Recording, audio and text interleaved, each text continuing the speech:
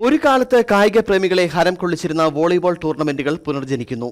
ഹൈറേഞ്ചിൽ നിശ്ചലാവസ്ഥയിലായിരിക്കുന്ന volleyball മൈതാനങ്ങൾക്ക് പുതുജീവൻ വെച്ചു തുടങ്ങി. ഉപ്പുതറയിൽ ഏകദിന വോളിബോൾ ടൂർണമെന്റ് നടന്നു.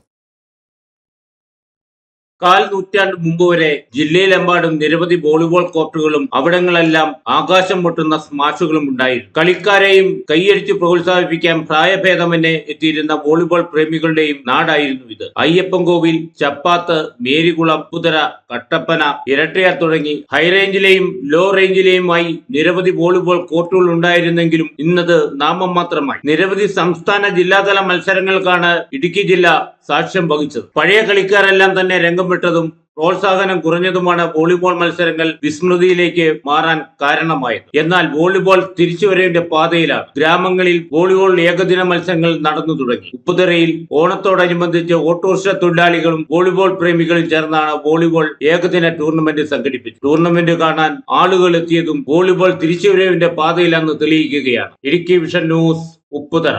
ഇനി ലോ പ്രൈസിൽ ഹൈ റേഞ്ച് ഓണം. ഏറ്റവും പുതിയ കളക്ഷൻസ് ഏറ്റവും കുറഞ്ഞ വിലയിൽ. High range home appliances.